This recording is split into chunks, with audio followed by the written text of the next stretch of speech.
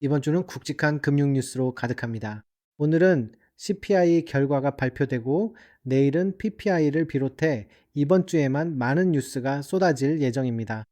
그리고 볼륨 프로파일을 어떻게 찾고 자동으로 설정하는지 매번 수동으로 넣지 않아도 되는 방법에 대한 질문에도 답변 드릴게요. 지금 현재 가격을 보면 여기서 흥미로운 일이 벌어지고 있습니다. 그리고 여기서 무슨 일이 일어나고 있는지도 함께 살펴볼 겁니다. 어제 일어난 아주 흥미롭고 멋진 현상, 바로 이 프랙탈에 대해 자세히 설명하고 싶어요. 정말로 우리는 축적이 일어나고 그 다음에 조작이 있었고 그리고 분배가 있었습니다. 이건 저희 유튜브 채널에서 오랫동안 이야기해온 내용이기도 해요. 이렇게 축적이 일어나고 조작을 거쳐 분배가 일어나거나 축적한 뒤에 조작을 통해 가격이 올라가면 다시 위로 분배하는 시기죠. 보세요. 정말로. 그리고 그건 뉴욕 증권거래소 개장 시간에 정확히 일어났어요. 여기 머니박스에서 전형적인 축적과 조작이 있었습니다. 뉴욕 증권거래소 개장과 함께 이전주의 포인트 오브 컨트롤과 주간 캔들 오픈 위로 다시 분배가 일어났죠. 정말 흥미로운 요소입니다. 이런 일들이 실제로 있었던 걸 기억하세요. 여러 번 일어났던 일이죠. 가격이 축적된 후 조작이 들어오면, 즉 함정을 만든 다음 반대 방향으로 분배가 일어납니다. 결국 둘 다 마찬가지입니다. 보시다시피 이건 비트코인의 전형적인 특징입니다. 그냥 기억해 두세요. 아무튼 다시 여기로 돌아가 봅시다. 지금 비트코인이 92,500에서 저항을 받고 있는데 왜 그런지 92,500이 뭔지 궁금하실 수도 있어요.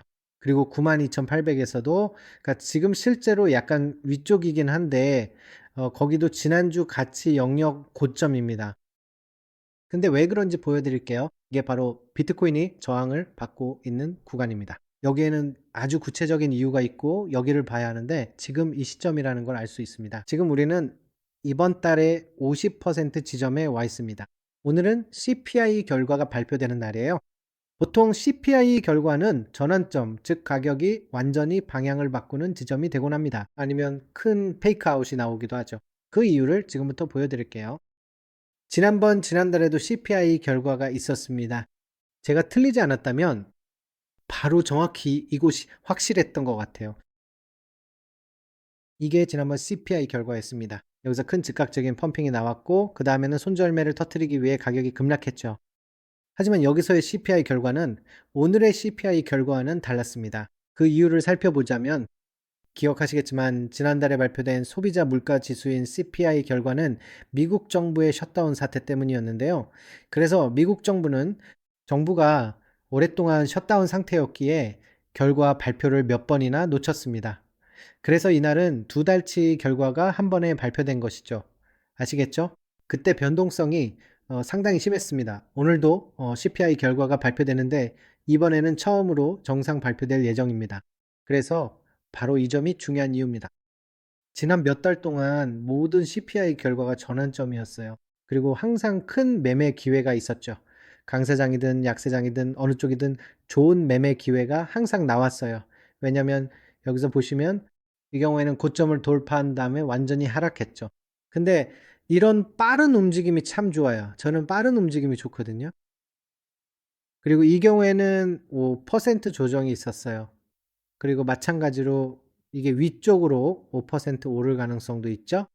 그 가능성을 무시하는 건 아니에요. 어쨌든 어느 쪽이든 여기서 실제로 어떻게 전개되는지 보게 될 거예요. 그러니까 뉴욕 시간으로 오전 8시 30분에 정확히 그 시각에 발표가 나올 거예요. 10분 늦게 나오는 게 아니라 딱 그 시간이에요. 그러니까 꼭 본인 시간대를 뉴욕 시간으로 맞춰두세요. 그러면 됩니다.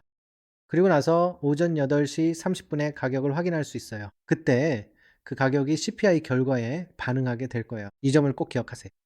그리고 지금 네, 여기 보시면 우리는 현재 이 부분에서 저항을 받고 있어요. 그리고 그 이유는 이게 1월의 볼륨 프로파일이기 때문이에요. 즉 이건 현재 월의 볼륨 프로파일입니다. 어떻게 찾는지 궁금하시죠? 일단 먼저 저는 이 세로선을 지울 거예요. 이 선들은 날짜를 나타냅니다. 그리고 왼쪽에서 여기 Fixed Range Volume Profile을 클릭하세요. 이렇게 중요한 시간대나 구간을 표시합니다. 저는 1월을 보고 싶은데 지금 이 한 달의 절반쯤 지났거든요. 우리는 1월의 밸류 에어리어 하이가 바로 여기 있다는 걸 볼 수 있어요. 92,600이죠. 여기서 파란색이 색이 바뀌는 게 신호입니다. 지금까지 1월의 밸류 에어리어 하이는 바로 여기에요. 네. 이거 보세요. 여기 이 달들 정말 높죠? 중요한 레벨에서 어떻게 저항하는지 보세요. 그러니까 이거 한번 보세요. VH, VA, PEOC는 정말 핵심적인 구간입니다. 알다시피 대형 헤지펀드, 대형 자금, 알고리즘들은 모두 V-Web Value Area High, Value Area Low, 그리고 포인트 오브 컨트롤을 주시합니다. 거래량 기반이기 때문입니다. 기본적으로 통계적으로 데이터의 70%, 즉 70%의 움직임이 어디서 일어나는지 알려줍니다. 다른 것들이 아니라 거래량을 기반으로 한 거예요. 그래서 이건 여러분이 알아두면 좋을 만한 내용이에요. 그리고 또 한 가지 기억해야 할 점이 있어요. 바로 이 부분입니다. 지금 이번 달을 상상해 보세요. 머릿속에 이 그림을 그려 보세요. 여기가 1월입니다. 이 박스들 전부가 1월의 가격 움직임이에요. 여기가 1월의 포인트 오브 컨트롤이고 그 수치는 91,200입니다. 자, 그럼 비트코인이 지켜야 할 핵심 레벨은 뭘까요? 여기서 보시다시피요. 지금부터 제가 머릿속에 그리고 있던 그림을 보여드릴게요. 여기가 이번 달의 전반부입니다. 그리고 여기가 이번 달의 후반부예요. 좋아요. 여기다가 뭔가 써볼게요. 숫자 2를 쓸 거고 이건 사실이에요. 이 부분이 이번 달의 첫 50%이고 이 부분이 나머지 50%입니다. 그래서 월간 캔들이 바로 여기서 시작됐다는 걸 알 수 있습니다. 좋아요. 그리고 지금 이 구간이 보통 핵심 구간이 되는데요. CPI 결과 이후에 말이죠. 만약 비트코인이 CPI 결과 이후에 월간 POC 아래로 무너지기 시작하면 이 경우에는 월간 밸류 에어리어 로우가 다음 목표가 된다는 걸 알 수 있습니다. 또한 다음 핵심 레벨인 89,000달러와 88,000달러 선이 아주 중요한 포인트로 자리 잡게 될 거예요. 여기서 이렇게 움직였다가 완전히 아래로 반전할 수도 있다는 거죠. 하지만 반대로 저는 양방향으로 거래하기 때문에 한 방향만 보는 게 아니에요. 지금 이 순간은 이게 바로 핵심 레벨이에요. 이 레벨을 지키는 게 중요하죠.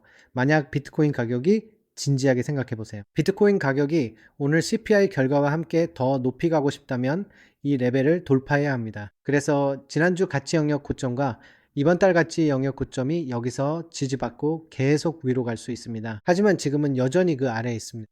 그러니까 지금 우리는 여전히 이 구간 안에 있는 거예요. 만약 이걸 돌파하지 못하면 더 올라갈 이유가 없습니다. 그리고 이 점을 꼭 기억하세요. 손절매를 반드시 미리 설정해 두시길 바랍니다. 괜히 원치 않는 상황에 갇히고 싶지 않으니까요. 가정해보자면 이런 일이 일어날 수도 있습니다. 알겠죠? 그냥 가정일 뿐이에요. 아직 어떻게 될지 모릅니다. 그러니까 저는 시간 여행자가 아니라서 무슨 일이 일어날지 모릅니다. 누군가 여기서 롱을 잡는다고 합시다. 펌핑이 보이고 CPI 결과에 롱을 잡았는데 바로 반대로 가며 4% 하락합니다. 이게 많은 사람들에게 정말 고통스러운 일이지만 최소한 손절매는 걸어둬야 합니다. 차라리 손실을 감수하는 게 낫지 괜히 갇히지 마세요. 왜냐하면 만약에 이게 이렇게 흘러간다고 상상해 보세요. 그런데 계속 하락이 이어집니다. 그러면 진짜 끝장나는 거예요. 그러니까 그땐 정말 많은 분이 거래 청산을 힘들어 합니다. 이게 누군가에겐 가장 큰 문제일 텐데요. 제가 진짜 문제가 뭔지 말씀드리죠. 기본적으로 거래가 여기서 시작된다고 해봅시다. 목표는 예를 들어 여기라고 해볼게요. 대부분의 사람들이 상승장에 베팅하기 때문에 한 방향만 보는 경우가 많아요. 그러니까 여기서 거래를 시작하고 목표는 여기인데 그때부터 손실이 나기 시작하는 거예요. 그런데 손절매를 설정하지 않아요. 이게 제 생각엔 가장 큰 실수입니다. 뭐, 그 다음엔 원하는 대로 할 수 있겠죠. 하지만 손절매 없이 진입하고 만약 가격이 하락하기 시작하면요. 곧 내 자리로 올라올 거야 라고 생각하지만 실제로는 그렇지 않죠. 그러다 종료가 두려워지고 그 버튼이 세상에서 가장 무겁게 느껴져 도저히 닫지 못하게 되죠. 속이 뒤집히고 마치 괴물이 된 것 같고 정말 기분이 엉망이 됩니다. 거래를 종료하고 싶지만 머릿속에서는 계속 스스로와 싸우게 돼요. 가격은 계속 떨어지고 어느 순간이 되면 감정적으로 완전히 지쳐서 차라리 직접 거래를 종료하는 것보다 청산당하는 게 낫다고 느끼게 돼요. 맞죠? 그러니까 기본적으로 이런 상황을 피하려면 항상 손절매를 설정하는 게 좋아요. 예를 들어 롱 포지션에 진입한다고 할 때 손절매를 걸고 손실을 감수하는 게 전부 청산당하는 것보다 훨씬 낫다는 거죠. 그래서 며칠 전에 정확히 기억은 안 나지만 며칠 전에 제가 말씀드렸잖아요. 리스크 관리가 정말 중요하다고요. 그러니까 미리 거래당 얼마를 리스크로 잡을지 정하고 손절매를 꼭 사용하세요. 진짜로 손절매를 꼭 사용하세요. 이렇게 하면은 정말 많은 정신적 스트레스와 돈을 훨씬 더 아낄 수 있어요. 왜냐면 만약 여러분이 꾸준히 수익을 내는 일관된 전략이 있다면 몇 번의 손실은 전혀 문제가 되지 않거든요. 손실이 날 수도 있지만 그 뒤에 연속된 이익이 이어질 수 있습니다. 가령 이익 뒤에 손실이 나고 다시 이익과 손실이 반복되는 상황이 생길 수 있죠. 하지만 전체적으로 보면 결국 수익을 얻게 됩니다. 하지만 만약 손절매를 설정하지 않는다면 단 한 번의 거래만으로도 하락할 수 있고, 그러면 멘탈이 흔들려서 거래를 제대로 종료하지 못하게 됩니다. 그리고 결국 청산당하게 됩니다. 그건 정말 최악이죠. 이런 상황을 피하려면 그냥 간단하게 손절매를 설정하세요. 반대의 경우도 마찬가지예요. 예를 들어 어디선가 숏 포지션을 잡고 싶다고 해봅시다. 그리고 또 손절매를 안 걸죠? 그러면 가격이 계속해서 더 높이 올라갑니다. 그러면 제발 다시 내려와라 라고 생각하게 되죠. 하지만 손절매가 있으면 손실을 끊고 다음 거래로 넘기면 됩니다. 이건 옆길로 샌 얘기지만 정말 중요하니 꼭 기억하세요. 아무튼 바로 여기입니다. 다시 여기로 돌아가 봅시다. 그리고 네, 기본적으로 바로 여기에서 뉴욕 증권거래소가 열릴 거예요. 오픈합니다.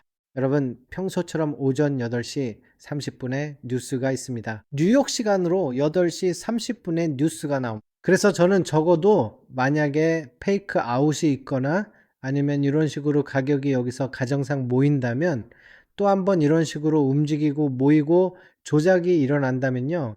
사람들이 함정에 빠지고 그 다음에 가격이 아래로 분배될 수 있습니다. 그렇다면 이게 실제로 일어날 수 있는 시나리오일 수도 있겠죠, 알겠죠? 하지만 그건 어디까지나 여러분이 본인 거래에서 어떻게 할지는 여러분의 선택입니다. 저는 그냥 제 관점을 공유하고 있을 뿐입니다. 그리고 네, 만약 여러분이 진지한 트레이더라면 설명란에 첫 번째 링크를 클릭하거나 고정 댓글을 확인해 보세요. 아니면 그냥 고정 댓글로 가셔도 됩니다. 거기서 클릭하세요. 가입하시면 최고의 보너스도 받고 수수료도 절약할 수 있습니다. 구독해 주세요. 다음 전개를 보시려면 내일 영상에서 봬요.